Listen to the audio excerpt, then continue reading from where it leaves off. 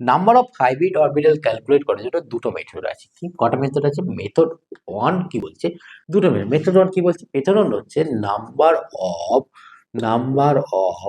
Hybrid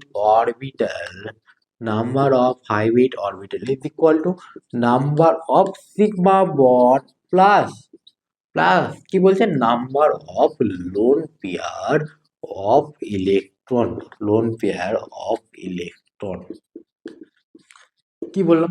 method one কি বলছে? Number of hybrid orbital is equal two number of sigma bond plus number of lone pair of electron. বুঝতে পেরেছো? বুঝতে পেরেছো।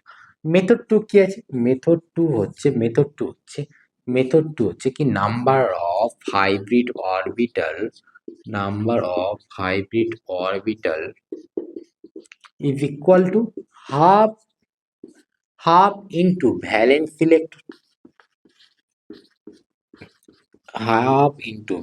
Electron, তাই না? তার সঙ্গে কি লিখবো? টোটাল নাম্বার অফ যে মলিকুল বা যে আয়নটা থাকবে, এখানে কি লিখবো? Total number of monovalent atom. কি দেখবো? মোনোভ্যালেন্ট অ্যাটম, তার সঙ্গে দেখবো প্লাস মাইনাস চার্জ। এই দুটো ফর্মুলার সাহায্যে আমরা নাম্বার অফ হাইব্রিড অরবিটাল, এই নাম্বার অফ হাইব্রিড অরবিটালের সাহায্যে আমরা কি ডিফাইন করবো?